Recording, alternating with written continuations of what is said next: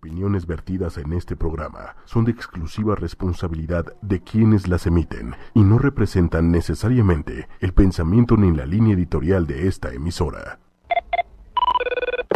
Y decimos, hola, soy Carla Fernández, hola, soy José Fernández, y los dos decimos al mismo tiempo, no hay parentesco.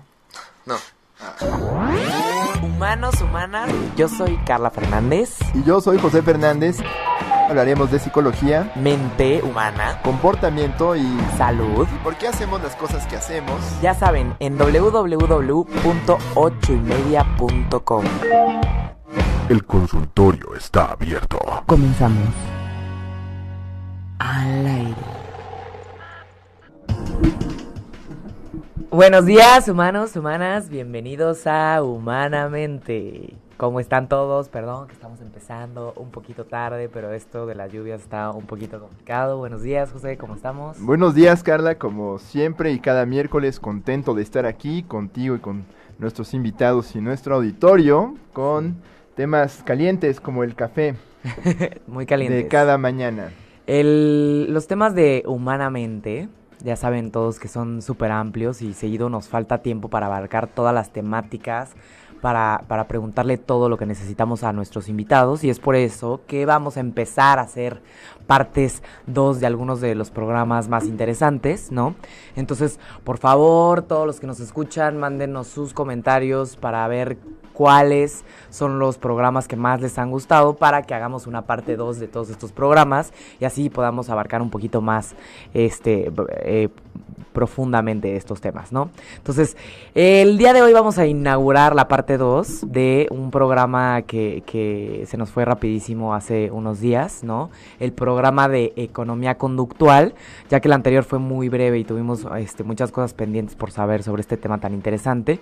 Y pues como resumen, la economía conductual es una rama de la economía que nos ayuda a comprender cómo es que los seres humanos toman decisiones, con la idea de que pues todos nosotros no siempre tomamos decisiones de manera racional, es decir, no siempre vamos a tener las mejores decisiones para nosotros, y a veces va a influir tal vez nuestras emociones o nuestras preconcepciones, impidiendo que elijamos las mejores opciones para nuestra salud, para nuestros hábitos, en el tema político, ¿no? Ahorita que está un poquito el gorgoreo de las elecciones, ¿no? Y pues a veces definitivamente el gorgojo. El gorgojo de las elecciones, ¿no? Y nos damos cuenta que pues a veces tomamos decisiones equivocadas y somos seres humanos y obviamente estamos aquí para equivocarnos, ¿no? Y es parte de, pero pues obviamente si podemos predecir por qué nos equivocamos o predecir por qué tomamos decisiones que no nos convienen tanto, pues obviamente podemos cambiar algo, ¿no? Entonces recordemos que aquí también siempre nos preocupa la salud y pues al final el conocer sobre este tema puede crear entornos que empujen a las personas hacia decisiones más sabias y vidas mucho más saludables, ¿no? Entonces volvimos a invitar a Emiliano Díaz, ¿no? Que él es economista del comportamiento, para poder comprender más a profundidad cómo es que tomamos decisiones y también entender el método para influir en estas decisiones, ¿no? Y sin escucharnos muy como dominantes y siniestros, ¿no? Así siniestros, ¿cómo los manipulan? ¿Cómo los puedo para manipular? Que ustedes crean Sí. que toman decisiones por su cuenta y no es cierto. Rapidísimo, para los que no escucharon nuestro primer programa, los invitamos a que se metan a ochoymedia.com o a que descarguen nuestro programa en los podcasts de iTunes, ¿no? Donde pueden ver el primer programa de economía conductual.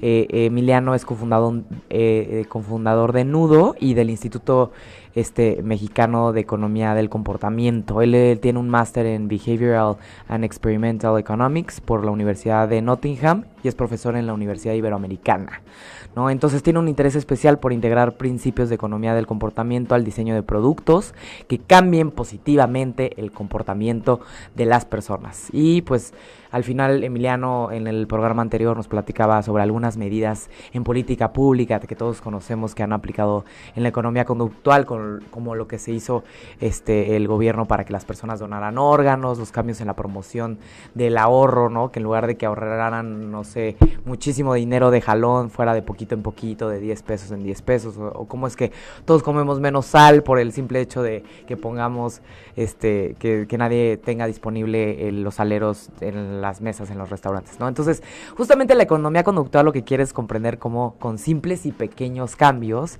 podemos hacer cosas, pues cambios radicales en las decisiones y hábitos de las personas, y esperemos que sea siempre para bien, ¿no? Entonces,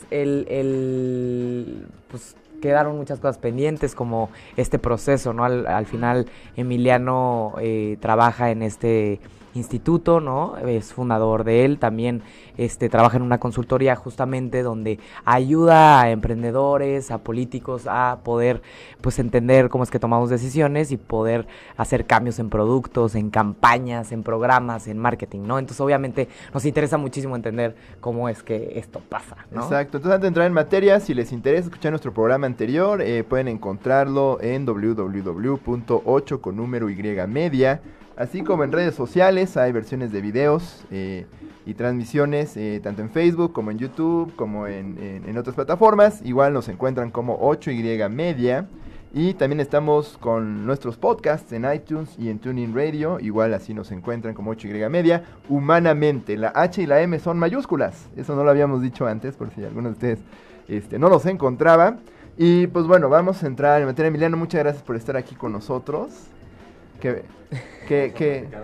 Muy bien. Qué gusto. Y bueno, había muchas preguntas que teníamos pendientes, pero a ver, una que cuando hablo del tema, que bueno, yo no soy ningún experto, pero cuando hablo del tema, hablamos, por ejemplo, hay términos como arquitectura de decisión, modificación del comportamiento, que haciendo un lado que la broma que hicimos al principio, sí suenan un poco siniestros, ¿no? ¿Qué tanto son de veras formas que sirven a intereses sombríos, por ejemplo, empresas o gobiernos, para que tú... decías la vez pasada, es como que tienes a un montón de ovejas, tienes el corral abierto, pero como que se quedan en un lugar. ¿Qué tanto puede tener estas connotaciones como medio sombrías? Y hay personas que son inmunes a estas intervenciones de la economía del comportamiento. Hay perfiles de personalidad que son inmunes. Entonces, vamos a una pregunta a la vez, ¿no? Sí, sí. ¿Qué tanto es sombrío? ¿Qué tanto es de veras siniestro? ¿Qué tanto es manipulación? ¿Y qué es arquitectura de decisión? O sea, que nos expliquen. Exacto. ¿Y qué es la arquitectura de decisión exactamente? Al final, la arquitectura de decisión es tratar de mapear, digamos, y entender cuáles son los factores del contexto que están llevando a la persona a tomar una decisión, ¿no? Entonces, por ejemplo, por factores del contexto podemos hablar de un menú. Entonces, si tú quieres entender, a lo mejor, en una cafetería, por qué las personas eligen ciertos platillos, es decir, tú tienes que ver una parte las preferencias de la gente, pero también por otra parte tienes que ver si tu menú está teniendo los elementos necesarios para dar o crear una percepción de que ciertos productos tienen más valor o le generan más valor a las personas, ¿no? Entonces, hay situaciones donde, por ejemplo, tú puedes pensar que las personas están tomando, y me viene ahorita un ejemplo muy claro a la mente, ¿no? Una vez trabajamos con unas personas que tienen un filtro de agua, y estos cuates exponen su filtro en un anaquel, ¿no? Y entonces ellos tenían el problema de que, pues para empezar, los filtros tomaban conceptos muy raros, ¿no? Entonces hablaban de filtrado de carbón activado y filtrado de cerámica no sé qué, y de... las piedras. En mil cosas, exacto. Entonces, pues tú llegas, cualquier persona llega y no tiene la menor idea de qué significa que ha filtrado, ¿no? Entonces, ellos empezaron a ver un patrón muy interesante que era... Sí vendían los productos, ¿no? Pero vendían la versión más barata, nada más. Y era como... El 97% de sus ventas estaban en ese producto y tenían 4 en aquel, ¿no? Entonces... Digamos, por una parte tú puedes decir, oye, es que la gente quiere el filtro de carbón activado, que era ese. Pero resulta que cuando tú ves el menú de opciones, pues esa es la opción más barata. Y empiezas a entender la decisión de la gente, te das cuenta que ellos no tienen claridad sobre la decisión que toman, ¿no? Entonces, tomas un papel como, bueno, pues tengo que decidir porque necesito un filtro de agua, pero pues elijo el con el que menos me voy a equivocar, ¿no? Claro. Entonces, si tú quieres entender eso, puedes verlo por dos lados. O sea, puedes achacárselo no a la preferencia. Es decir, es que vamos a sacar puros productos de carbón activado porque es lo que la gente quiere, ¿no? Pero si no ves esta arquitectura de decisiones, no puedes entender que a lo mejor tu manera de acomodar o tu manera de presentar tus productos es lo que está llevando a las personas a eso, ¿no? Entonces, la arquitectura de decisiones es justamente entender eso, ¿no? O sea, no solamente pensar que la decisión se genera dentro de la cabeza de la persona, sino que hay factores del contexto que lo afectan, ¿no? Y aquí es como una cuestión donde tú tienes que decidir, ¿no? Pues lo dejas al azar y a ver qué pasa, ¿no? Como en este caso, o tratas de meterle un poquito de mano, que al final del día, ¿qué hicieron ellos? Pues simplemente es cuestión de clarificar qué beneficios te da uno a otro y por qué las diferencias de precios, ¿no? Porque uno cuesta 1,000, el otro cuesta 3,800, cuando en papel no parecen ser diferentes, ¿no? Entonces, incluso en ese caso, ellos usaban el mismo filtro, carbón activado, y las diferencias de precio eran por otras cosas, ¿no? Pues, una persona ve eso y dice, pues tiene el mismo filtro, 2,000 pesos de diferencia. algo si está sí, mal, si ¿no? es O el me fin, acuerdo- pero yo quiero maximizar mi utilidad, pues ¿para qué necesito? Es como cuando compras la computadora que te trae un buen de software que no usas. La ¿no? computadora es, exacto, es un Y- tema muy Sí, parecido. Sí, Lo estás pagando de todos modos. hace poquito compramos una impresora y nunca nadie te sabe decir como los verdaderos beneficios, como que los puedes percibir, pero no tanto. Por ejemplo, las impresoras láser son baratas, pero los cartuchos son carísimos, ¿no? Ujú. Entonces piensas y dices, pues sí está más barata, pero el cartucho está más caro y le preguntas y como que no te saben decir, luego a veces ni siquiera entienden cuáles son las diferencias, ¿no? Sí, claro. Entonces, si no entienden las diferencias, pues tomar una decisión es mucho más complicado, ¿no? Sí, y digamos, ahí tienes varias cosas y creo que podemos responder las dos preguntas desde aquí, ¿no? Porque es decir, después, ¿qué es lo que tú tienes? Que imagínate que te viene un vendedor a ayudarte al tema de las impresoras, porque tú no sabes.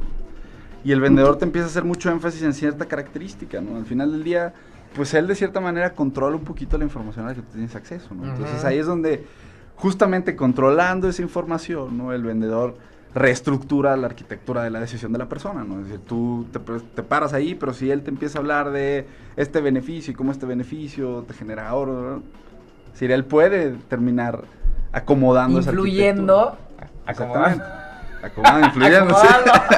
acomodando, influyendo en la decisión justamente, ¿no? Ahora, igual Sí, un sí, cliente, sí, sí. una marca o alguien necesita mover más unidades de un producto porque es el que le da más márgenes, ¿no? Es el que le da mejores, digamos, ingresos, ¿no? Sí. O ganancias. ¿Cómo podrías tú ayudarle para que se mueva ese producto? O sea, que en algún momento decirle, tú tienes 3 opciones, pero esta es la que más quiero que se venda. ¿Cómo le podemos hacer? Pues mira, ¿Cómo funcionaría ahí más que hacer eso, Tips una básicos. arquitectura del... algunas de las cosas que se hacen, ¿no? Y, por ejemplo, en Nudo hacemos ese tipo de trabajo. Nudo trabaja en temas comerciales y mucho de la parte de adopción de un producto tiene que ver con que la gente lo vea dentro del anaquel. Entonces, mucho el trabajo que se hace y muchas de las estrategias que se tienen, ¿no? Ahí es trabajar con el empaque, trabajar con los banners, con los hangers que van en el anaquel. Es decir, porque al final del día, yo pongo mucho el ejemplo de una demostradora que está fuera del súper, ¿no? Imagínense que una empresa X pone una flotilla enorme de demostradoras afuera de un súper todo, ¿no? Entonces, imagínate que va una mamá y es un cereal para los niños nuevos, ¿no? Y va con 2 niños y los niños prueban el cereal y la demostradora hace todo su efecto de influencia con la señora para tratar de obligarla casi a llevar el cereal. Pero si esto sucede afuera de la tienda, pues después esta señora puede llegar al anaquel del cereal y decir, bueno, quiero comprar este nuevo cereal, pero si en el anaquel hay otra opción que tiene una mejor cuestión, pues, adiós, ¿no? Ya bailo sin el Exactamente. Entonces, el trabajo realmente que se hace aquí es en lo que nosotros le decimos la última milla, ¿no? Que es el momento donde tienes que tomar ya la decisión de si haces o no haces, ¿no? Porque La última milla, la última milla. así se le dice, qué Exactamente. interesante. ¿Y la última milla qué es? O sea, entre... Cuando ya le va a hacer así, y ya lo va a agarrar y se lo lleva. De hecho, la última milla viene como El de, empujoncito. de una idea del telégrafo, ¿no? O sea, el telégrafo antes pues, era un medio de transporte muy interesante, de comunicación muy interesante, ¿no? Pero falló y una de las razones por las que falló fue porque nunca lograron arreglar este problema de la última milla, que era, tú mandabas un telegrama, ¿no? Y el telegrama fueron mejorando la tecnología, ¿no? En un momento llegaba en minutos, ¿no? De un lado a otro, pero se tardaban de 1 a 3 días en imprimir el telegrama y buscar a la persona, porque tenía que subirse una persona a caballo a entregar el telegrama, ¿no? Entonces, es decir, esa última milla, es decir, el telegrama era un medio de transporte muy interesante, pero esa última milla, que era el punto donde interactuaba con la persona, fue lo que lo hizo fallar, ¿no? Y esa última milla es donde mucho del trabajo que se puede hacer comercial, ¿no? Con empresas, ahí está, ¿no? Porque Sí, en esa que es última milla- convertir, o sea, Sí. sí puedes hacer 1000 cosas, marketing y salir en el periódico y todo, pero ya que una persona sienta la motivación suficiente para ir a comprar un producto y que esa persona le diga al otro de al lado, no, pues es que este producto, y lo empiecen a usar y se empiece a viralizar, ya es Sí. otra historia. Sí, pero tiene que suceder, digamos, ahí en el punto de la venta, ¿no? Ok. ¿Qué pasa con productos, por ejemplo, que no son tangibles? Por ejemplo, nosotros o tú, simplemente tú. Los servicios. Los servicios, por ejemplo, o un seguro, ¿no? De vida. No lo puedes palpar, ves muchísimos papeles y es más por la persona que te lo está vendiendo que Ujú. por el paquete. No es como que ves el seguro en un anaquel o no es como que ves un servicio educativo. Nosotros que vendemos prevención es muy complicado de vender. O sea, Sí. ¿Qué recomendarías para estos servicios intangibles, no? No, digamos, suena muy bobo lo que les voy a decir, pero es tangibilizarlo. O sea, al final del día ese es el problema, ¿no? Claro. Y digamos, hablando mucho de seguros, las estrategias generales, ¿no? De convertir a las personas a seguros, a ahorro, a todo eso es... No lo ve, o sea, es decir, tienes el ahorro, ¿no? Que es tal vez el caso más tangible, más práctico para esto, ¿no? Ellos se han enfocado en tangibilizar el ahorro y sus efectos en el presente, ¿no? Porque si tú mantienes los beneficios del ahorro en el futuro, pues es como... Luego lo hago y luego me pongo a ahorrar. Exacto, y luego... es ahora. Tiene que ser ahorita, ¿no? Entonces, no solamente en tipo de beneficio, ¿no? También en, no sé, en cambio, o sea, al final del día, el enfoque que se tiene que tomar es cómo le puedo yo dar algo tangible a la persona, ¿no? Y a lo mejor no es todo el beneficio y pierde un poquito el beneficio, porque realmente el ahorro que ves en el presente, pues no es comparado con lo que puedes ganar en el futuro, ¿no? Pero la idea es encontrar la manera, y eso sí depende del servicio específico que tengas, ¿no? De tangibilizarlo, ya sea en el dinero que puede llegar a perder la persona por no hacer, ¿no? Que es lo que pasa mucho con los seguros. Si tú Un logras... reporte, por ejemplo, tener un papel que te esté diciendo cómo vas, o tener un beneficio a corto plazo. Sí, exacto. Si ahorras vas a ganar estos puntos para el súper, ¿no? Claro, y hay algo muy interesante, es esas cosas tienen que estar visibles en la última milla, ¿no? Porque si en el momento donde voy a contratar el seguro yo no veo ese beneficio inmediato, no lo voy a contratar, ¿no? Y a lo mejor el beneficio lo voy a ver un mes después de que lo contraté, pero si en el momento que lo tengo que contratar no lo veo. Por eso la prevención es tan complicada. La prevención claro, la observas claro. a muy súper largo plazo. Y nosotros cuando llegamos a una escuela y le decimos, vas a tener beneficios a 5 años, a 10 años, dicen, o sea, no, yo necesito la conferencia chiquita, básica ahorita, ¿no?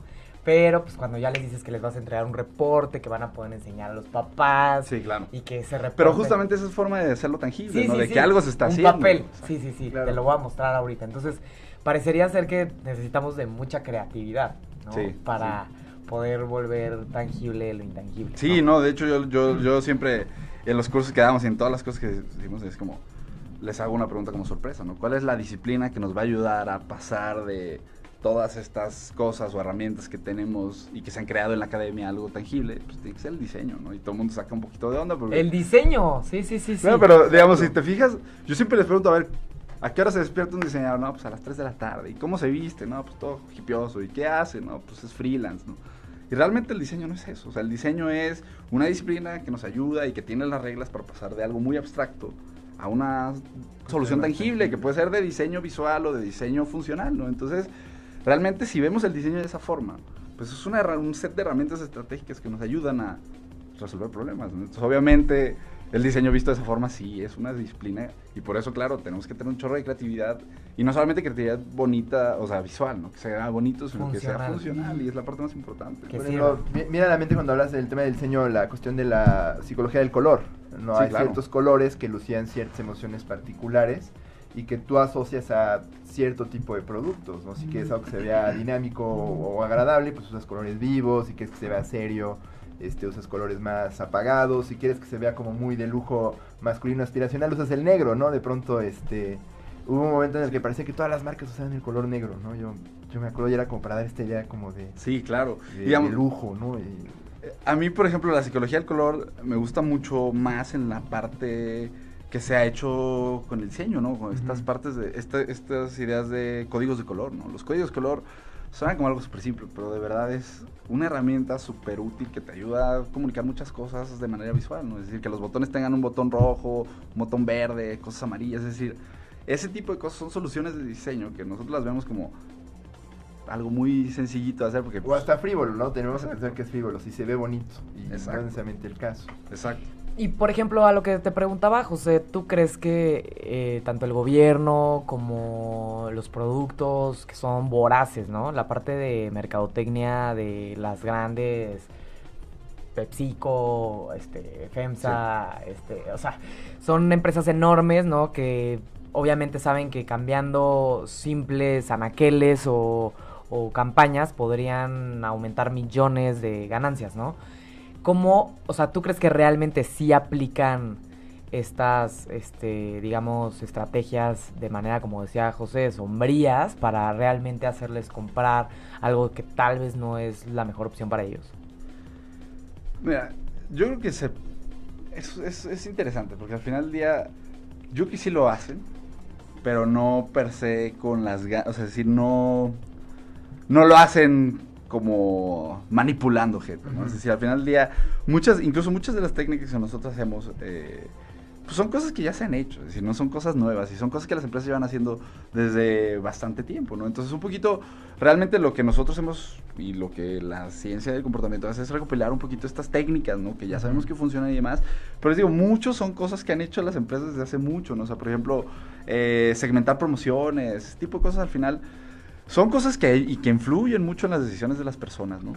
Y que, digamos, ellos lo hacen en pro de sacar el rendimiento de la empresa, ¿no? Es decir, al final del día, sí, vamos, no creo que lo hagan no lo creo que lo hagan con dolo, ¿sabes? O sea, creo que lo hacen porque es una forma de optimizar sus ventas, ¿no? Pero no creo que lo hagan como, sí, vamos a meterle ideas a la gente. Que obtiene más utilidad por su inversión, ¿no? Así de, pues me estoy llevando el mejor producto o el que me representa más beneficios por mis bien ganados pesos. Sí, claro, y eso es justamente algo muy importante, es decir, tú puedes hacer, y yo lo uso mucho con el ejemplo de saltar por el balcón, ¿no? Aunque suene medio raro, pero tú puedes hacer que alguien salte por el balcón difícilmente, ¿no? Es decir, hay ciertas cosas donde las personas saben que el resultado puede ser negativo y no lo van a hacer, ¿no? Es decir, tú no puedes, y realmente con estas técnicas, tú no puedes hacer que alguien fume y que tenga el deseo de fumar, es decir, si la persona fuma es porque ya tenía esa predisposición a hacerlo, ¿no? Ahora, tú no puedes, como te digo, tú no puedes hacer que una persona salte del balcón a menos que él vea el valor de hacerlo, ¿no? Entonces, claro, pues una parte de esto es incentivar esa búsqueda de valor que puedes tener, y si le estás dando valor a la persona, pues sí vas a hacer que compre, ¿no? Si no le estás dando valor a la persona, pues va a ser muy difícil que la persona pueda comprar algo. Ahora, un ejemplo que a veces uno podría pensar es un poquito, no con dolo, pero ha sido controversial, es por ejemplo el diseño de algunas aplicaciones para que siempre estés ahí metido, por ejemplo el Facebook y el scroll interminable para que tú siempre estés como viendo, las notificaciones en rojo para que constantemente estés viendo el celular, y que se ha asociado mucho a, bueno, a estos cuates no les importa si estás llevando bien tu día o no, les importa que estés inmersos en su aplicación. ¿Cuál es tu punto de vista sobre esto? Por ejemplo, en el mundo de las aplicaciones se usa mucho este tema de tú tienes que convencer al usuario que siempre esté inmerso, que siempre esté usando, que siempre esté regresando a tu aplicación independientemente de lo que haga. Pues mira, porque del otro lado tienes la opción de, bueno, pues si la persona, o sea, es decir, si la persona está sacando valor de usar esa aplicación, pues venga, ¿no? Es decir, no tiene por qué ser malo, ¿no? Sí, digamos, entiendo por qué es como esta percepción de es malo usar redes sociales y demás, pero imaginémonos que fuera un libro, ¿no? Es decir, al final del día, si fuera un libro, no creo que nadie se quejaría de, oye, es que los libros están haciendo que la gente se quede leyendo mucho más, ¿no? Digamos, podríamos... Claro. No, es que bueno, es una como José. controversia que José a veces no puede dormir porque está leyendo todo el tiempo y lee muchísimo, y tal vez a veces podría procrastinar leyendo, pero la verdad es que si él lo platica sería como, qué interesante, José. O el mismo sujetador del libro que te recuerda, ¿no?, que regreses al libro, ¿no? O sea, por ejemplo, un equivalente, ¿no? Las vibraciones del celular que te dicen, oye, aquí te están mandando un like, aquí te están... regresa, oye, te voy a dar 6 likes ahorita, aunque digan a lo largo del día, para que regreses constantemente. Yo pienso, pues un sujetador del libro te recuerda, oye, te quedaste aquí, tienes que volver, te quedaste aquí, tienes que volver. Claro, análogo, ya ¿no? uno decide, ¿no? Sí, no, pero son como estos empujoncitos, diría uno, ¿no? Sí, como sí, digo, llamar la atención. Yo creo que lo hace, o sea, al final del día, ellos de cierta manera, y tal vez no es muy popular esta idea, pero pues al final ellos están logrando buen diseño de su producto, ¿no? Y están creando y están dando las condiciones para que la gente lo use, ¿no? Entonces, digamos, sí entiendo esta como percepción de, oye, pues es que tampoco puedes tener a toda la gente conectada al teléfono pues sí la todo el tienen, tiempo, ¿no? la tienen desde hace varios años. No, claro, pero... Y pues, venden millones. Pero al final ellos lo han logrado a través de buen diseño, es decir, ellos han logrado diseñar su plataforma para que la gente esté engaged, ¿no? Con ellos todo el tiempo. Entonces, pues es un poquito... Al final, ese es el objetivo de estas herramientas, más que convertir a gente y todo, es decir, cómo tú creas las cosas, las cosas por servicios, productos y demás, para que le den mucho valor a las personas, ¿no? O sea, es decir, si tú logras darle ese valor, pues ya. Si la persona no llega sola, sí necesita un empujoncito, pero si tú logras diseñar bien las cosas para que se ajusten al comportamiento de la gente, ya no necesitas estar dando estos empujones, ¿no? Claro. O menos son los que te necesitas dar. Y por ejemplo, Emiliano, la vez pasada que estuviste aquí en el programa, hablaste sobre parálisis de decisión. me quedé como muy curiosa o sea, no sabemos qué es esto. ¿Qué es parálisis de decisión? Por ejemplo, hay una persona que se llama Barry Schwartz, ¿no? Que habla mucho de este concepto de parálisis de decisión. Y él es muy interesante porque justamente él hace un estudio con Vanguard, que es una operadora de fondos de inversión muy grande en Estados Unidos, ¿no? Y este cuento lo que empieza a ver es qué tanto las opciones afectan las decisiones de la gente, ¿no? Al grado de abandono. Sí, o sea, si le das 800, Sí. como el Jornale, ¿no? Que hay un el menú, son No, mira, 80 o yo me páginas acuerdo una en casa el de menú té y que no se puso sabes, de moda. o sea, en el Sí. Jornale no sabes Sí, qué... es un menú gigantesco, Un menú ¿no? enorme y ya no sabes qué pedir y terminas pidiendo poquitito porque te abrumas, Claro, ¿no? O claro. el buffet, ¿no? Claro, pero al final son decisiones un poquito diferentes, porque ese tipo de decisiones al final no vas a perder mucho. O sea, lo peor que puedes perder es que te pidas un plato que no te guste, Sí. ¿no? Entonces al final terminas eliges algo, ¿no? Pero ¿qué pasa cuando tu elección te puede llevar a perder algo, como el caso del dinero de tu ahorro, ¿no?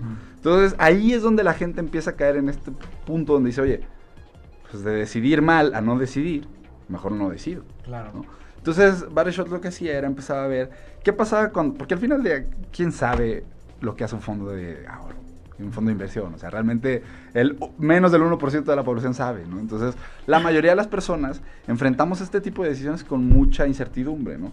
Que, por cierto, no quiero que se nos pierda la otra pregunta que decían de quiénes son inmunes, porque va relacionado a esto, ¿no? Ajá. Entonces, en estas situaciones donde hay mucha incertidumbre, ¿no? Ay, se me fue la onda. No, o sea, De está Rick Schwartz, ¿no? Sí, perdón. Ajá. En estas situaciones donde hay mucha incertidumbre, como en la elección de un fondo de ahorro, ¿no? Pues sí puede haber esta tendencia donde la persona diga, oye, decidir mal a no decidir, no decido, ¿no? por muchas elecciones que les dan. Sí, y él, por ejemplo, se comparaba, ¿no? ¿Qué pasa si le doy 10 opciones? ¿Qué pasa si le doy 20, 30, 40, 50, ¿no? Y él se dio cuenta que por cada 10 opciones disminuía la participación de las personas en 5%, ¿no? Entonces, pues al final del día, ¿qué es lo que y cuál fue la recomendación de política? Ahora a todas las personas que entran en este tipo de programas se le presentan 10 opciones nada más. Porque al final del día, ¿qué es lo que pasaba? Ellos decían, bueno, abandono, ¿no? Y entonces, cuando se les presentaban los 50 fondos, ¿no? Participaban 10 o 20% menos personas que cuando se les prestaban 10. ¿No? Y es una manera de perder personas, pues muy boba, la verdad, si lo vemos. Es decir, son personas... Es por la flojera de tomar una decisión tan complicada. Exactamente. Me haces tan difícil la tarea de tomar una decisión que prefiero no tomarla. Exactamente. ¿No? O sea, que pues muchos servicios o muchas empresas, justo estaba viendo Shark Tank el otro día, ¿no?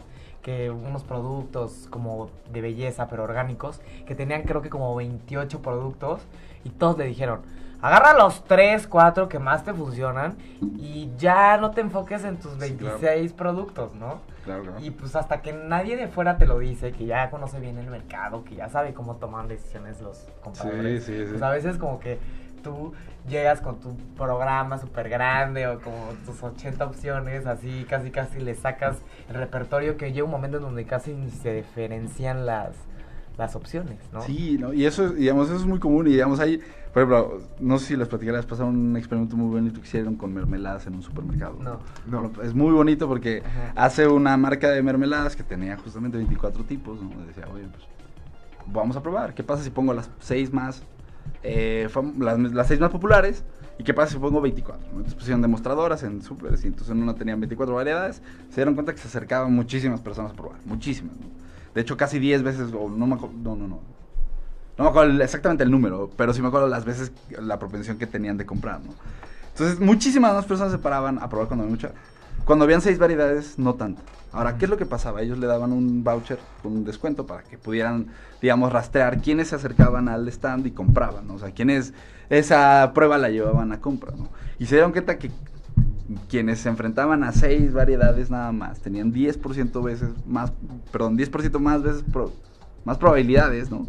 De comprar que quienes no. Ahora, obviamente la primera vez que hacen este experimento no se daba mucho el seguimiento, ¿no? Y pues, es un finding muy interesante, ¿no? Entonces se han replicado muchas veces con el seguimiento, y lo que se da, una de las respuestas más comunes es pues, simplemente no sabía cuál comprar, ¿no? Entonces es un poquito, si se fijan, como el filtro, ¿no? De que les platicaba hace rato, es decir, voy a comprar, pero compro la opción que menos me equivoca, o de plano no compro, ¿no? Porque pues, hay muchas personas que dicen, bueno, pues Claro, No, entre más acá. opciones, hasta siento que estoy renunciando a más cosas cuando me decido por una. Claro. Y lo último que quieres es sentir que te quedaste sin algo. Claro, claro. De hecho, Barry Schwartz pone otro ejemplo muy bonito, ¿no? Él dice, fue a comprar jeans un día, ¿no? Y entonces se enfrenta a muchas opciones. Dice, bueno, yo quería comprar unos jeans normales, ¿no? Pero fui y me preguntan, oye, ¿cuál es el lavado que quieres? ¿Cuál es la cintura que quieres? ¿Cuál es el corte que quieres? ¿Cuál es el abierto de pierna que quieres? Y demás, ¿no? El acampanado. El Perdón, skinny. amigos. Sí, no, llegas y el skinny, el denim. Buenas noches a todos. Y... lo siento. Pero bueno, llega y dice, salí de esa tienda con el mejor par de jeans que me había probado en toda mi vida. O sea, al final del día las opciones, ¿no? Nos ayudan a elegir mejor, ¿no? Y de hecho, el trabajo de Barry Schwartz como que termina, ¿no? En un libro que se llama La paradoja de la decisión, de las elecciones, ¿no? Porque justamente esa paradoja es, las opciones, necesitamos opciones, ¿no? Y mientras más opciones tengamos, pues, más nos vamos a acercar a conseguir lo que queremos, ¿no? Sí. Pero es el mismo número de opciones lo que genera es justamente opciones que dejas fuera, ¿no? Entonces dice, oye... Paradoja. O Sí, sea, claro. necesitas muchas opciones para elegir lo que quieres, pero también el proceso de tomar la decisión se ve afectado por el número de opciones. Claro. El otro día fui con una persona, a comprar una chava a comprar unos zapatos, ¿no? Y se probó como 7 pares, ¿no? Sale con unos y a los 20 metros pues, no, me hubiera comprado el otro, ¿no? Y entonces justamente este efecto de tienes tantas opciones que al final tienes 2 o 3 opciones que son buenas, eliges una y te quedas con las otras 2 como, bueno, pues qué tal que los otros 2 hubieran sido mejores opciones, ¿no? Entonces, La es fantasía un de poquito raro. el hubiera de la decisión, ¿no? Exactamente. Y esta parte que decías que quedaba pendiente de saber si hay personas que no se ven influenciadas por estas pues, intervenciones conductuales o estos empujoncitos de los medios o de el gobierno hacia que hagamos cosas que pues de manera como oculta quieren Sí. que hagamos, ¿no? O sea, sí hay gente que dice, no, ya, ubico perfecto que eso es lo que quiere que haga, ¿no? O sea, el típico, que el de ventas te dice, pues ya se va a acabar el descuento y tú lo ves así como de, no me importa que se va a acabar el descuento porque ya sé que me lo estás diciendo para que lo compre porque yo sé que mañana va a seguir el descuento porque te urge vender, ¿no? Llame ya. ¿No? Mira, tú misma diste la respuesta ahí. O sea, es decir, al final del día, estos efectos son más evidentes y son más fuertes en quienes se enfrentan decisiones bajo incertidumbre, ¿no? Y de hecho, eso es, digamos, una parte incluso desde la teoría muy fundamental, ¿no? Porque, les digo, pues al final del día hay varias maneras de llegar a esto, ¿no? O sea, está el enfoque psicológico que llegan pues a través de un enfoque diferente, ¿no? Y está el enfoque, por ejemplo, nosotros economistas, ¿no? Nosotros, por ejemplo, al final tenemos esta batalla, ¿no? De, oye, ¿la gente es racional o no? El hecho de que la gente sea racional no es que la gente sea inteligente, ¿no? El hecho de que la gente sea racional es que puede tener toda la información siempre, porque siempre es capaz de procesar toda la información, ¿no? Para elegir la mejor opción que tiene disponible, ¿no? Eso es lo que diría la racionalidad, ¿no? Ahora, las personas rara vez enfrentamos decisiones con toda la información disponible y con la capacidad de analizar todas las opciones, ¿no? Entonces, mientras más incertidumbre haya, mientras más difícil sea la decisión, por ejemplo, lo que les platicaba incluso de lo del filtro ahorita, la gente no sabe lo que es un filtro.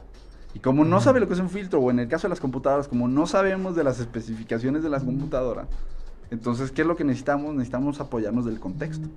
Entonces, ahí es donde, si el contexto está diseñado de una forma, es donde más nos vamos. Es decir, si nosotros somos expertos en computadoras, ¿no? Y llegamos a Best Buy, y Best Buy tiene el acomodo para hacernos comprar una computadora que tienen en stock porque no la vendieron desde hace 3 años y la quieren sacar ahorita. Pero yo sé de computadoras, yo voy a saber si tiene el valor y si es un buen deal o no.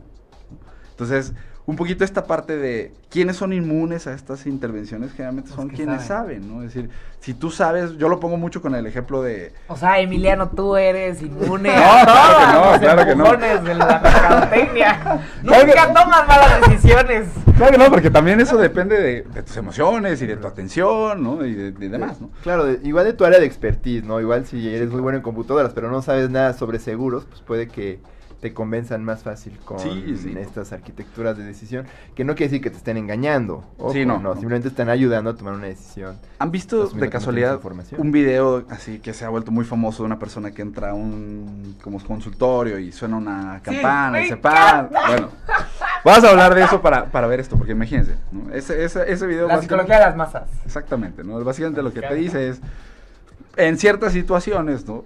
Si tú le enseñas a la gente lo que hacen los demás, ¿no? Va a reaccionar a eso que hacen los demás, ¿no? Pero ese ejemplo o ese ejemplo no tiene que suceder bajo una condición de incertidumbre, ¿no? ¿Por qué? Imagínense que ustedes están en la situación de la persona que entra a ese consultorio. A ver, vamos a decirles rapidísimo este ejemplo. Se hizo como un ensayo conductual, que es como un pequeño experimento con personas para ver cómo es que se comportan en un escenario específico. Y están todas en un consultorio de un dentista o un médico. Están todos sentados y todos ya saben de qué se trata el estudio o el ensayo. Y cada vez que ponen una alarmita, todos se paran y la persona que no tiene ni idea qué onda con el estudio, como que voltea a ver a todos y de repente se para también, ¿no? Entonces cada X tiempo empiezan a poner la campana y de manera completamente irracional, todos se paran porque ya saben que tienen que hacer eso en el estudio y hay otra persona que es a la que se está estudiando que no tiene ni idea del estudio y se para al mismo tiempo. Entonces es muy chistoso cómo empieza a ver como los demás se empiezan a parar y dice, pues yo también me tengo que parar y se para, ¿no? Exactamente, Ya, nada más ¿no? para que... Entonces, Ah, imagínense perfecto. que ustedes entran a esa situación. Ajá. ¿No? Entonces, la primera vez que van a este consultorio, no conocen ni siquiera al doctor y de repente que todo el mundo se empieza a parar, ¿no? Entonces, cuando corren esos experimentos, la persona no se para inmediatamente, ¿no? Viene este momento de incertidumbre De duda. donde, ¿qué fregados está pasando? O sea, What the fuck, esto no es normal. Exactamente. Déjate ¿no? llevar, ¿no? De cualquier momento. Bueno, ya me voy a dejar llevar. Exacto, ¿no? entonces Y llega un te punto dejas donde llevar. ver a todos hacer algo y tú no hacerlo, pues es esa presión de... Social, comunitaria, de que No, sabes que tienes que hacerlo. Exacto, y más que saber que tienes que hacerlo es... ¿Qué tengo que hacer, no? Porque, O pues, peor aún, ¿qué me pasará si no lo hago, no? Exactamente, Ajá. ¿no? Entonces, eventualmente, la tendencia es que la persona conforma la norma, ¿no? Se acerca a lo que están haciendo todos los demás y esta persona en el video y en todas las veces que han corrido estos experimentos empieza a pararse y a sentarse como los otros, ¿no? Claro, y no creo que te convierta en borrego responder a estas cosas. No, o en no. alguien con debilidad de voluntad o falta No de necesariamente, pensamiento ¿no? individual. Yo Te hace siento humano, que sí hay un te hace tema humano, de la influencia de los demás en la gente. Sí, que claro. hay personalidades mucho más influenciables que otras, la verdad, yo creo, personalmente, desde lo individual. Sí, Claro. pero también yo creo que depende mucho de la incertidumbre, porque imagínense, ¿qué pasa si en lugar de eso, ustedes entran al consultorio de su doctor al que han ido toda su vida, que conocen perfectamente a la persona que le atiende y saben perfectamente que nunca en la vida ha habido una dinámica de este estilo, ¿no? Si empieza a sonar la campana y ustedes saben perfectamente que eso no es normal, pues van No a lo tirar vas a a estos hacer. cuates de locos. Sí, Ándale, claro, o claro. preguntas qué está pasando aquí, ¿no? Y ya Claro, te explican. Exacto. Tan o sencillo, ¿no? Tipo, esto me encanta, el de los, creo que son chinos estos videos que me encantan, ¿no? Que viene un cuate caminando en la calle y hay como 50 personas corriendo como si algo pasara, ¿no? Ujú. Y esta persona voltea y se pone a correr con ellos nada más porque está viendo correr a los demás. Sí, Porque total. obviamente su instinto le dice, todos están corriendo, se ven espantados, yo tengo que correr también, ¿no? Sí, sí. De hecho, a mí me pasó algo muy curioso. El otro día, hace un rato me invitaron a una boda pequeña, ¿no? Ajá. Y entonces, de repente, pues yo estaba acomodado de una forma en la que pues no veía la mitad de las mesas para atrás, ¿no? Entonces, por alguna razón veo que todos los hombres de las mesas de este lado se paran. Y se empiezan a salir del salón, un salón pequeño, ¿no? Pero yo no tenía ni idea y pues mi reacción fue, pues veo a todos los hombres, me paro y me salgo, ¿no? Lo que yo no me di cuenta es que todo ese lado de la mesa era la familia de no sé quién, ¿no? Entonces, yo no vi que de nadie atrás de mí más bien que todos los de atrás de mí se habían quedado sentados, ¿no? Yo me había quedado con la imagen de que eran todos. Y como no tenía idea de lo que estaba pasando, me paré y me fui. En vez de haber dicho, yes, ya me quedé con todas las ladies de la boda. Ya tengo más oportunidad porque ya todos se salieron de la boda. Acaban de descartar las arquitectura de decisión. Soy la única opción. No, pero es cierto, en una boda donde no conoces a todo mundo y de pronto ves cosas, es como si te metieras de pronto a una mezquita y pues ves que la gente se hinca y tú no sabes qué hacer, pues vas a hacer lo que el resto, porque Claro, pero son muchos los riesgos de no participar. Sí, Pero ves si que todo el mundo sabes, se es quita una los conducta de zapatos. preservación. Exacto, Ujú. ves que todo el mundo se quita los zapatos en una mezquita, como dices, y pues aunque nadie diga que te los quitas, empiezas a ver que todos se los quitan y te los quitas tú también porque quieres evitar que te llamen la atención o que algo estés haciendo mal, ¿no? Sí, claro, y les digo, al final, digamos, en este caso estamos hablando de la norma social, pero en cualquier efecto, ¿no? Es decir, si tú sabes qué debería pasar, si tú tienes claridad de información, no deberías de apegarte o deberías de tener menos tracción con estos Ok, efectos. Entonces la incertidumbre aumenta la posibilidad de que digamos sí o caminemos esa milla, ¿no? Sí, claro, el tema es que ¿cuántas decisiones las hacemos bajo incertidumbre? Pues la gran mayoría. de las Muchísimas, no sabemos de todo, ¿no? Es Exactamente. muy difícil saber de todo, definitivamente. Y, por ejemplo, en la consultoría que tú y tu equipo tienen, ¿nos podrías dar algún ejemplo que tal vez hayan hecho de algún proyecto donde fue muy efectiva su intervención? Desde la parte de gobierno o de... Sí, les voy a platicar, por ejemplo, un A caso, ver. a mí personalmente me gusta mucho, ¿no? Porque es un tema de ahorro y es un tema de ahorro que no era visto como un problema, ¿no? ¿Qué es lo que pasaba? Mucha gente recibe un fondo de ahorro o un bono anual a fin de año. Entonces, estas personas trabajaban en la sierra de Oaxaca, ¿no? Y recibían 28,000 pesos de golpe en diciembre. Entonces, ellos sabían de la existencia de ese fondo, ¿no? Y sabían que iban a recibir dinero, pero nunca sabían con claridad cuánto, porque ese dinero le sacaban una parte, es decir, parte venía de aportaciones que ellos destinaban voluntariamente, ¿no? Y parte venía de lo que aportaba la caja en la que trabajaban para empatar esas aportaciones, ¿no? Entonces ellos nunca tenían realmente claridad y a lo largo del año nunca se les daba información de cuánto iban a recibir al final del año, Nada más ¿no? a la mera hora. Viene un bono y va a ser bueno, pero no sé. Claro, ahora, esto era lo interesante, porque el bono era súper atractivo para todos les encantaba, porque además, como no sabían cuánto iban a ganar, y no sabían que había una aportación extra, ¿no? La gente que incluso llegaba a hacer sus cálculos de sacar su recibo de nómina, y decir, bueno, son 12 meses, y multiplicar y no sé qué, olvidaba que en diciembre se les hacía un doble depósito. Entonces, aun y cuando planeaba, ¿no? Era muy difícil que supiera que iba a recibir 28 y él planeaba 22, por ejemplo. Siempre les caía más lana. Exactamente. Ahora, ¿qué pasa cuando nos cae más lana? Pues todos estamos súper felices. La ¿no? gastas. Pero te la gastas, exactamente. Obvio. Ese es el gran Sí, problema. por eso hay que tráfico en quincena, ¿no? Porque pues, en lugar de irte en Metrobús, te subes a un taxi, te pides un Uber y pues, Claro. saturan los- Claro. Ahora, Camino. el tema de eso, lo interesante es que ellos estaban súper felices con su bono, porque pues al final todo el mundo era como, voy a recibir un bono y además recibo el regalo extra de, pues que es más lana de lo que yo esperaba, ¿no? Ahora, ellos podían ir planeando y veíamos que planeaban, ¿no? Fuimos a hacerles muchas entrevistas y además veíamos que ellos planeaban y tenían su proceso de planear hacia diciembre y decían, ¿sabes qué? Voy a hacer un cuarto en mi casa y voy a hacerle esto, voy a pagar mis deudas, porque también resulta que era gente que estaba muy endeudada. Pero aún y cuando hiciera esta planeación, ¿no? Este efecto de recibir dinero extra lo que hacía era como, ¡Casino! Me lo gasto. Y generalmente se lo gastaban en algo Shopping. que involucraba endeudarse más, ¿no? Entonces no solamente me gasto mis 28,000 pesos, sino además estoy y regreso con una deuda de 14, 16 mil pesos más. Entonces, este problema, ¿no? Que para ellos, incluso para la gente de recursos humanos de la empresa, decía, oye, pues es que no, ¿cómo lo vas a cambiar?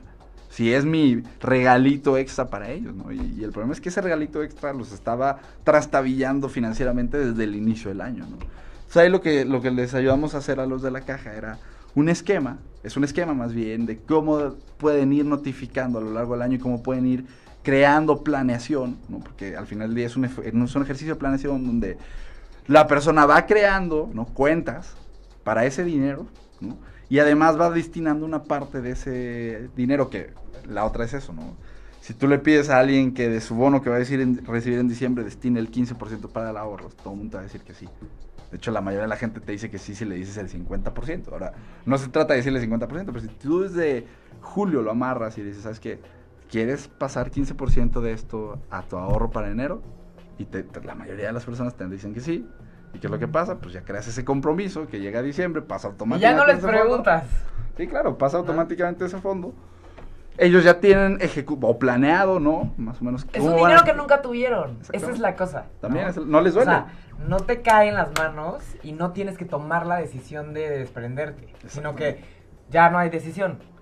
Cuando no, desde lejos, ¿no? Cuando no estás percibiendo la pérdida de ese dinero, dices, sí, me va a convenir. Claro. Y a veces No algo lo tan percibes. sencillo como ponerlo en una casilla diferente del Excel de su Sí. cuenta bancaria Bueno. o lo que sea, ¿no?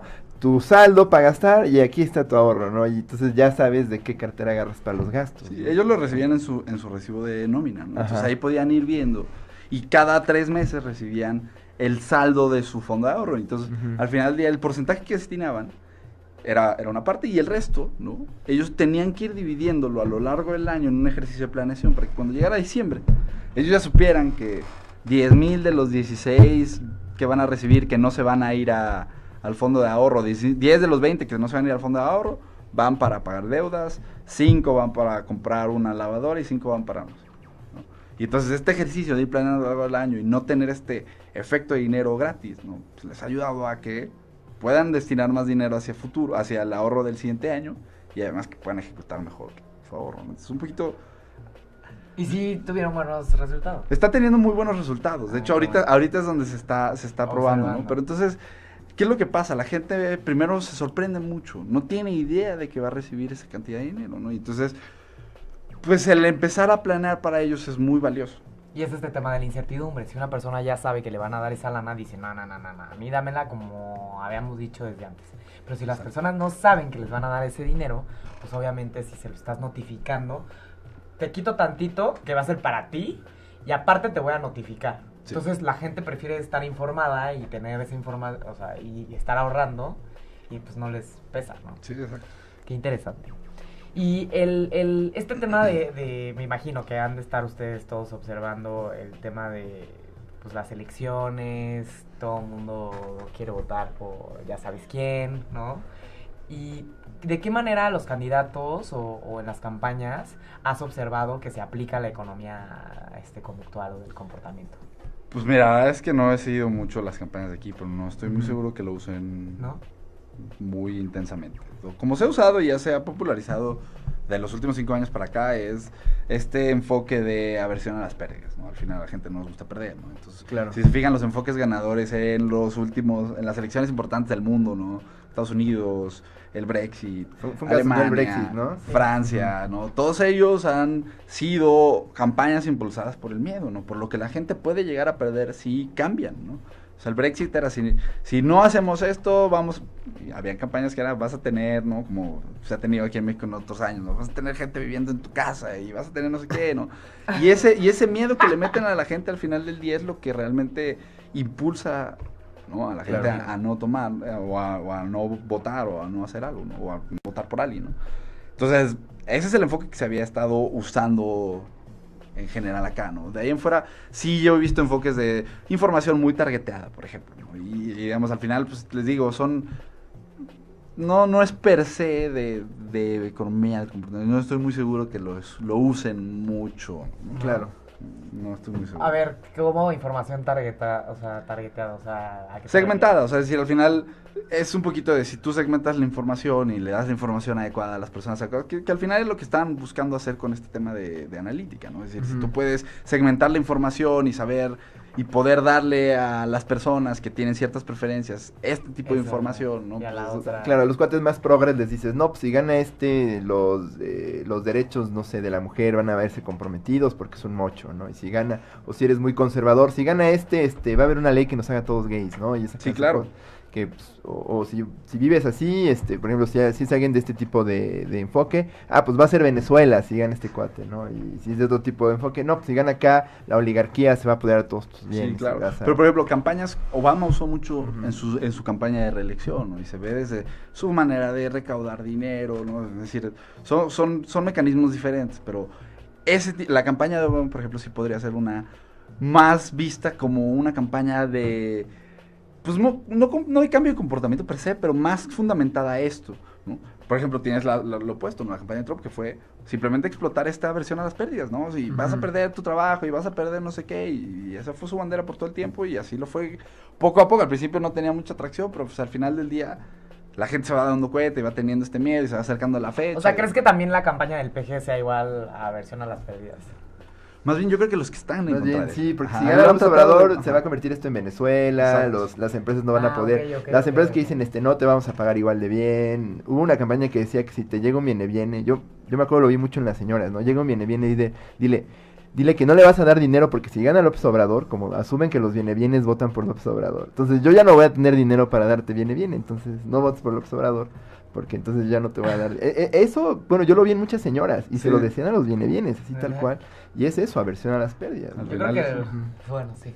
Sí. En término hasta burdo, yo diría, ¿no? Sí, Y, por ejemplo, en esto de la información targeteada, ¿tú crees que opera, por ejemplo, este sistema de las noticias falsas y sí, la totalmente, segmentación totalmente. y todo eso, ¿no? Un tema como muy emocional, yo diría, ¿no? Sí, no, y el tema de las noticias falsas es un tema muy fuerte, ¿no? De hecho, hay un mexicano que está trabajando en Yale haciendo experimentación con fake news, Fake ¿no? news. Y tiene unos experimentos hermosos con Twitter, ¿no? Y al final, digamos, él y con él entendí mucho de la parte también de analítica, ¿no? De esta Ujú. parte de Facebook Analítica, porque lo que hace él es crea ciertos perfiles, ciertos bots, lanza ciertas preguntas, ¿no? A algunas personas, ¿no? Y lo que puede hacer es, en el momento que la persona lo sigue de regreso, pues él puede tener acceso a quiénes son las personas a las que sigue, qué tipo de noticias retuitea y demás. Entonces, al final es lo que se ha dado cuenta, ¿no? Y él lo ha dividido ya. Su trabajo está muy enfocado a los votantes de Estados Unidos, ¿no? Pues al final él trabaja en Yale, ¿no? Pero ellos se han dado cuenta o han descubierto muchas diferencias entre demócratas y republicanos, por ejemplo, en la propensidad a compartir fake news, ¿no? Y qué tipo de fake news comparten unos, qué tipo de fake news comparten otros. Entonces, al final del día sí está, o sea, esta propensidad a compartir cosas falsas es algo muy relevante al comportamiento de la gente, ¿no? Aquí Claro. están mencionando esta parte de el tema de cuando entras a por ejemplo, entras al Palacio de Hierro y huele a galletitas, a ¿no? galletas, ¿no? Mm. Y de repente como que volteas y te jala el olor a las galletas y quieres como a través de los sentidos. ¿Cómo es que a través de los sentidos muchas veces nos inclinamos más a ciertas decisiones? Perdón por cambiar de tema. Pero quería comentarlo porque alguien nos comentó. Sí, ¿Cómo claro, es que claro. sucede que a través de los sentidos podemos elegir otros productos? Sí, y digamos, esto es algo muy interesante porque al final aquí es donde sí hay que poner muy bien la línea, ¿no? Porque al final no hay una varita mágica y porque hay gente que te lo vende, ¿no? Que te dice, oye, te voy a poner un olor y vas a vender más. Y el olor no genera venta en las personas. Es decir, al final el olor te puede llevar a ti a tener una cierta intención, pero...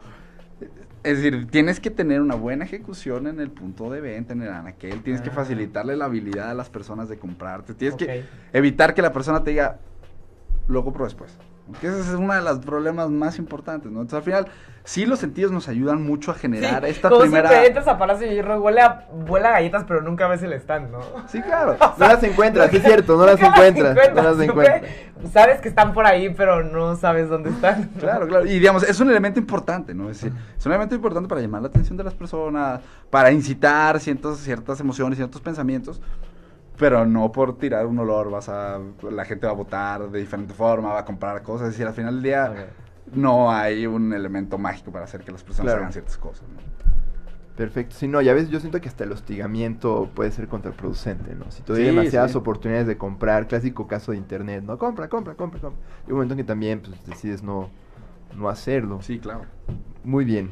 Y este tema, rapidísimo, si nos pudieras, antes de despedirnos, esquematizar a grandes rasgos, porque me imagino que ustedes tienen un método, tienen un método muy específico para poder esquematizar todos estos factores de toma de decisiones, para poder entender todo esto y poder, obviamente, inclinar los productos, las campañas o el marketing hacia mejores Sí. decisiones de compra, ¿no?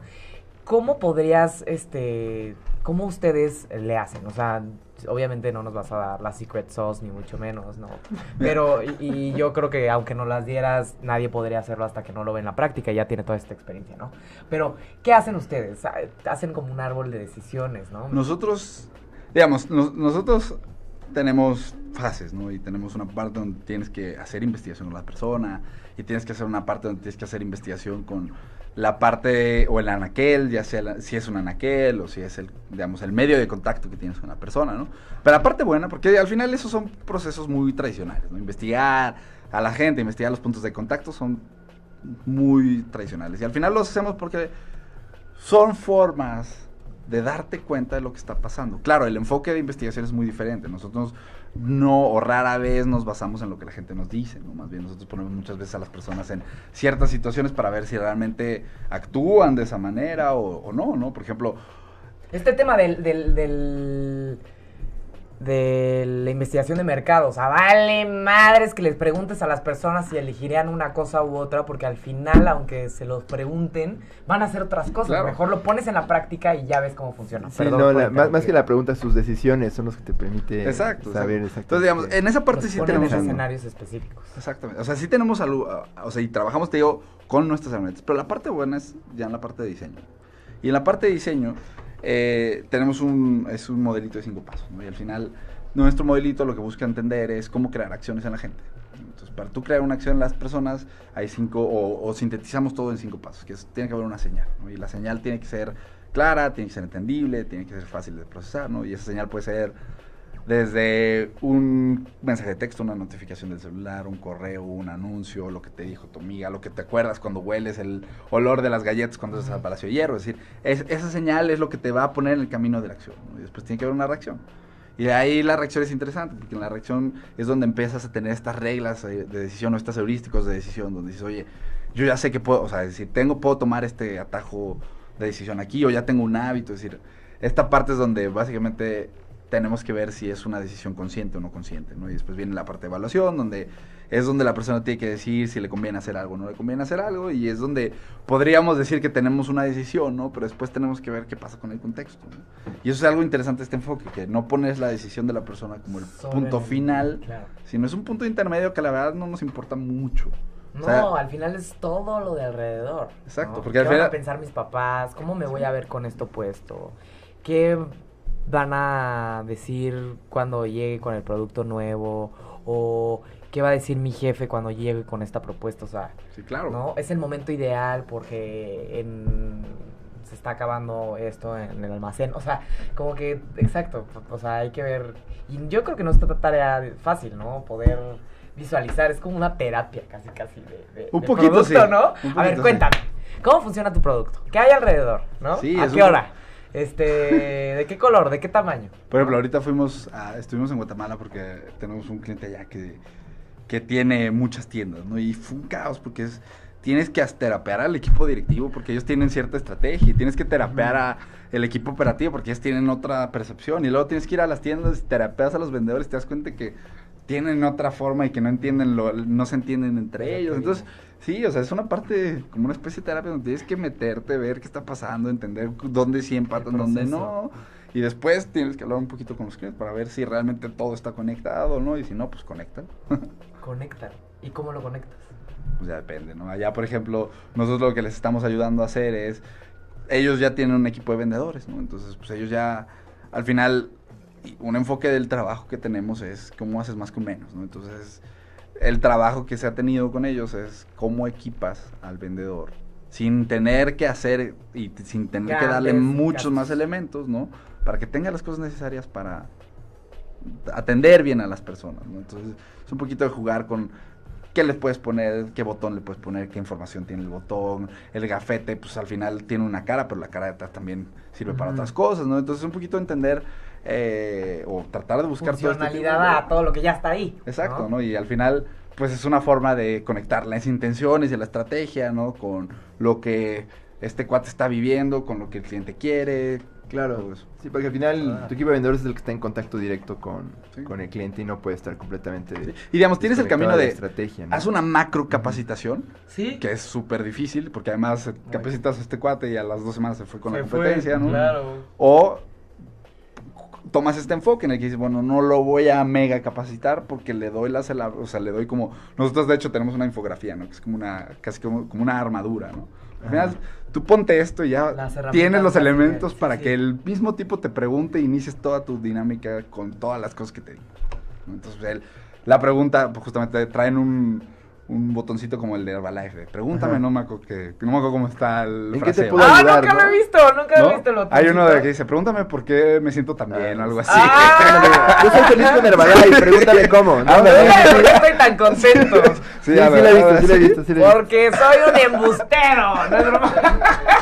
Y al final, pues ya está bueno porque, pues, si la persona le pregunta, Claro. él ya tiene casi que es como una coreografía, ¿no? Una... Tiene el No gafete, tienes que tiene abrir no la sé qué. conversación tú, alguien más la va a abrir. O sea, está padre porque también parecería que funciona en los procesos de todos los días con las personas, y no Sí, necesariamente de Pues es que esa es la forma más fácil de bajarlo. mejor atención al cliente, ¿no? Sí, desde... Y no todo, porque realmente ese trabajo con ellas, estas personas no tienen un solo gramo de influencia.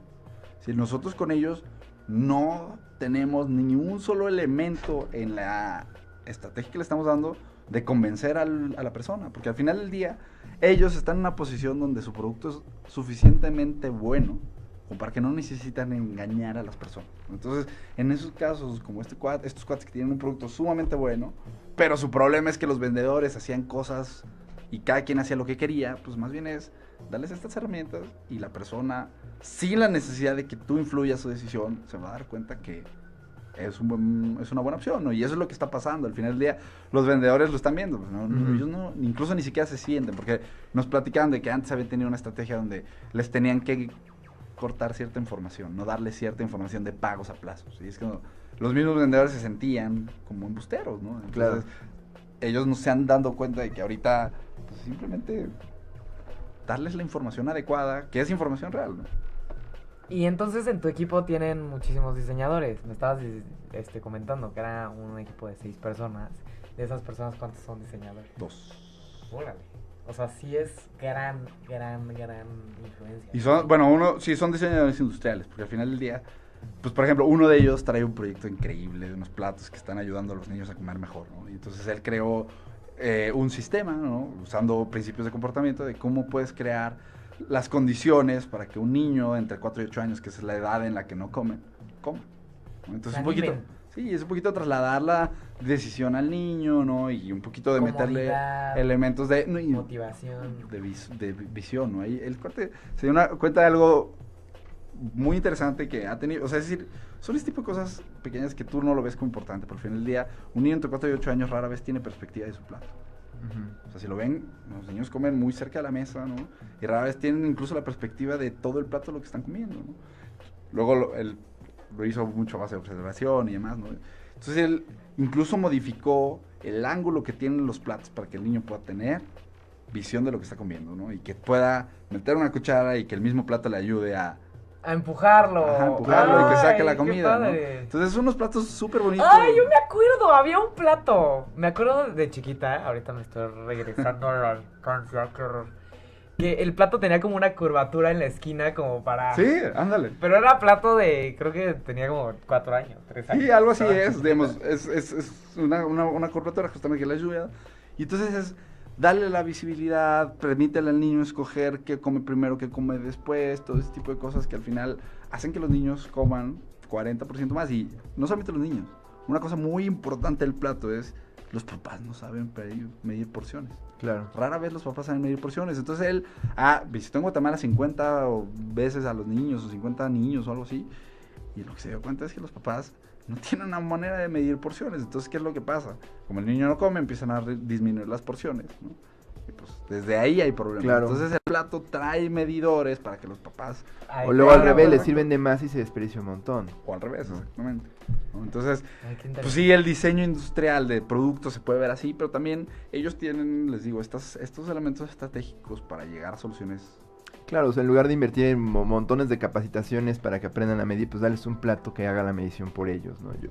Yo por lo que estoy asumiendo es que mucho del trabajo que hacen tiene que ver con la empatía, con todos los puntos, ¿no? Desde el cliente, sus necesidades, Sí. cómo es su proceso de toma de decisión para que ustedes puedan diseñar una estrategia. Sí, porque realmente adecuada, la mayoría ¿no? de los problemas de comportamiento relacionados a productos Ajá. vienen de que el producto no le funciona a la gente. Claro. Y lo empiezan a usar de otra forma, o empiezan a hacer, o no lo usan, ¿no? Entonces, pues un poquito, si tú le das las cosas que ellos necesitan, de la forma que lo necesitan, Claro. ¿no? Que es un poquito al final buen diseño, ¿no? O sea, si tú Buen logras diseño. dar un buen Diseño centrado en la persona, ¿no? Que es algo Sí. que... Sí, sí. bueno, Que digamos, no es humano, nuevo, porque eso es algo muy No es interesante. nuevo, sí. A mí me encanta, y me encanta este cuate que se llama Dieter Rams, ¿no? Pero Ajá. él resumió la idea del diseño centrado en la persona en una sola frase. Dijo, tú tienes que diseñar pensando que las personas están perdidas. Si tú diseñas pensando que las personas están perdidas, Claro. va a ser todo tan fácil, tan intuitivo, tan centrado en la persona que va a ser buen diseño, ¿no? Claro. Y Rams lo decía en los 50, entonces pues es un poquito Sí, raro, ¿no? Tener que volver a estar hablando de estas cosas ahorita, ¿no? Qué padre, sí, no, qué buen ejemplo. A mí también me gusta mucho el trabajo de Dieter Rams. ¿Cómo- Es cómo- un buen diseñador. ¿Cómo cuánto tiempo tarda una persona en poder aterrizar todas estas estrategias? ¿De a qué te refieres? O sea, por ejemplo, este proyecto de Guatemala que decías, ¿no? O sea, por ejemplo, Pues- si nosotros específicamente necesitamos una orientación con cómo se presenta nuestro producto, en cómo podemos hacer que nuestros clientes compren más según el diseño de cómo estamos mostrando los productos o cómo todavía no lo materializamos, o sea, como cuánto tiempo alguien le puede invertir a esta investigación de su propio producto, de su... Pues es que ahora sí depende, ¿no? O sea, por ejemplo, Depende. lo de Guatemala nos tomó muchísimo tiempo porque teníamos que entender No todo. muy desde arriba bien hasta a abajo. los vendedores y Si entre todo, más ¿no? grande una Ujú. empresa, mucho más complicado, Sí, ¿no? entonces depende, o sea, tú puedes crear y eso es lo bonito, ¿no? Al final tú puedes identificar como líneas de trabajo en un taller muy pequeño, es decir, teniendo ciertas ideas, buscando ciertas cosas, haciéndote preguntas de tus clientes y de tu producto, ¿no? Con un tallercito muy pequeño puedes identificar algunas líneas de trabajo. Ya, por ejemplo, meterte en el diseño de un servicio tal cual, pues sí es un poquito, depende de lo que quieras, ¿no? Qué tan riguroso quieres que sea ese rediseño de eso. Perfecto, entonces ya llegamos al final del programa, ahora sí podemos como sacar un poquito de más juguito aquí de nuestro invitado. Emiliano, hace ratito comentaste sobre un libro que nos recomendabas mucho, que creo que era sobre Era la paradoja de la decisión, la ¿no? paradoja de... Está de- Barry Schwartz, sí, que se llama Ajá. La paradoja de las decisiones. Ajá. Otro libro muy bonito, a mí me gusta mucho, es el de, bueno, es muy economista y de hecho ahorita se vuelve muy relevante porque es el libro, se llama Misbehaving de Thaler. Ok. Ah, Es ok. justamente, es bonito porque al final del día no presenta realmente, o presenta muy pocas ideas de comportamiento como tal, ¿no? Es un poquito más la recolección de cómo fue el trabajo de romper la capa de hielo enorme que era la percepción tradicional de la economía, ¿no? Y Thaler fue de los principales impulsores, ¿no? De quienes se metían a pelearse con los Chicago Boys en conferencias donde invitaban a algunos psicólogos y los psicólogos con economistas que creían esto se peleaban con los economistas tradicionales y se burlaban todos de ellos y demás. Es decir, es una recapitulación muy bonita porque te deja entender el enfoque de economía del comportamiento, de dónde viene y por qué tiene ese enfoque. Entonces, es un Está muy interesante. buen libro. Y el otro era de Schwartz. Sí, ya están en Perfecto. el... Ya lo subimos ahorita ahí a Facebook. Y pues, Emiliano, muchísimas gracias. Nos podrías dar tu contacto por si alguien Sí, quiere me parece que una organizan consultoría. talleres de Sí. behavioral design, bueno, diseño comportamental y todo eso. Si alguien estuviera interesado en tomar algún taller o llegar a una consultoría con ustedes, ¿dónde los pueden encontrar? Mira, tenemos la página que es www.ecomportamiento.org Ujú. y ahí está padre porque tenemos una parte donde ahí están los manuales que están gratis, tenemos la padre. traducción de una metodología que no es la que usamos nosotros, pero es una metodología muy utilizada en política pública. Ajá. Y hay así una sección donde encuentran pláticas TED, cosas así. Y si me quieren preguntar algo, pues es mi correo emiliano Sí. @ecomportamiento.org. Muy bien, buenísimo. Pues ahí están todos los contactos de nuestro invitado del día de hoy. Muchísimas gracias, Emiliano. Muy interesante todo lo que nos dices. Sin duda, yo creo que a José y a mí nos surge una de estas consultorías. Todo el mundo necesitaría, ¿no? Poder observar cómo de repente esa milla se toma y empiezan a comprarnos más clientes. Definitivamente, pues es yo creo que lo que todos buscamos y a veces no sabemos que está por ahí este tipo de soluciones, ¿no? Entonces, muchísimas gracias, Emiliano. Gracias por acompañarnos, fue un placer. Saludos, bueno, tengo que mandar unos saludos a varios amigos, Sí, perdonen, sí, ¿no? A claro. Poncho, a Alejandro, a Roberto, a Jorge, a Esther Chavero, a Ángeles, a Luis Galván y a todos los que nos escuchan están cada escuchando. semana y no había tenido chance de mandarles un saludo. Hoy sí se los mando porque los Sí, quiero mucho a gracias todos. por escucharnos. A mi prima Fanny, y a varios de ustedes, a Topi, a mi mamá, a Giovanni. A Diego, bueno, que también ya, nos está escuchando por allá. No, entonces saludos a todos ustedes, se les quiere mucho, siempre nos escuchan, entonces hoy les mando un abrazo muy fuerte. Y bueno, pues Emiliano, muchas gracias por acompañarnos, fue un placer, como siempre, escucharlos. Muchas gracias A y hasta el ustedes. próximo miércoles. Hasta el próximo Gracias, miércoles, José. pórtense bien. Nos vemos. Bye. Chao.